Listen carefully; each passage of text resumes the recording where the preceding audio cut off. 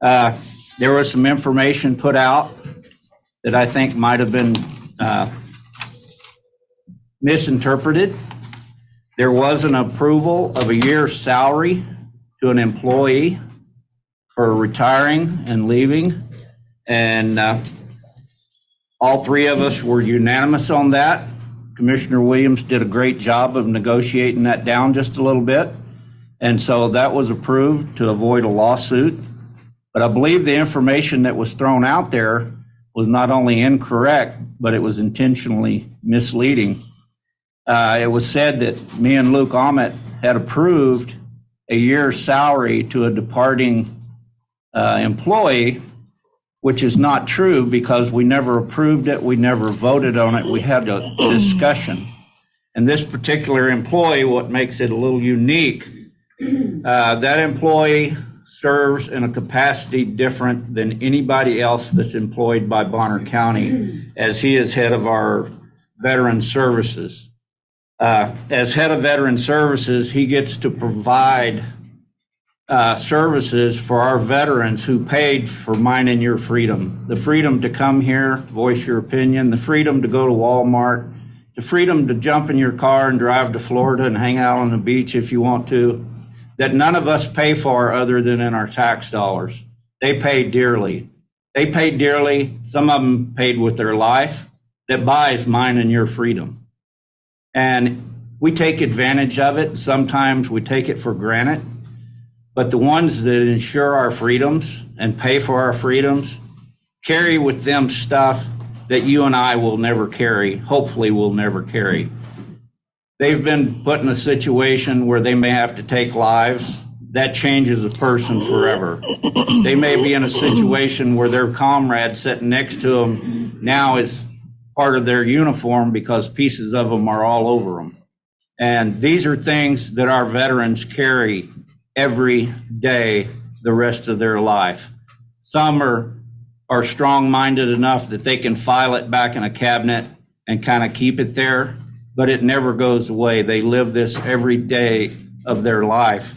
And the person we're talking about was hired at a rate below what it pays and was never brought up to that pay rate, which I think is a true injustice, being the capacity in which he serves and the job that he does for our veterans, which we could never pay if no matter what we paid, would never be enough.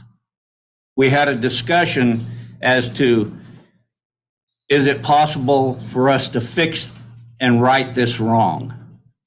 Because he was done wrongly. He never complained and never would. Just the kind of humble gentleman he is. He was told that he didn't qualify to hold this position, and he retired out of the military as a brigadier general. I haven't read the job description for a veteran services guy with Bonner County, but I'm thinking that any general in any branch of service would meet that qualification. And the importance of that job, I've asked a special friend to be here today, Major General Sarah Zoppel. Did I say that right? Okay.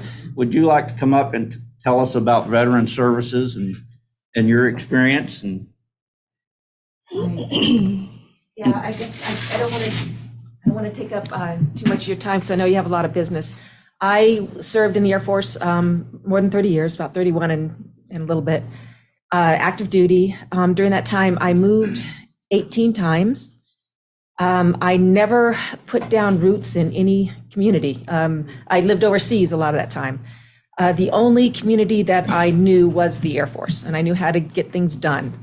When I retired, which I retired in Virginia a few years ago, and it's like moving to a foreign country, trying to adjust to how things work in America versus my own little world. Things like, where do you go? How do you get medical care? What on earth are these communications coming back to me about medical insurance and what I pay and what I don't? That amazing. And through all of that, the fact that, like I said, we don't put down roots in communities. I was a Texan the whole time. I hadn't lived in Texas since I was 17, but I was a Texan the whole time, and I lived in different places, but I was not completely part of those communities.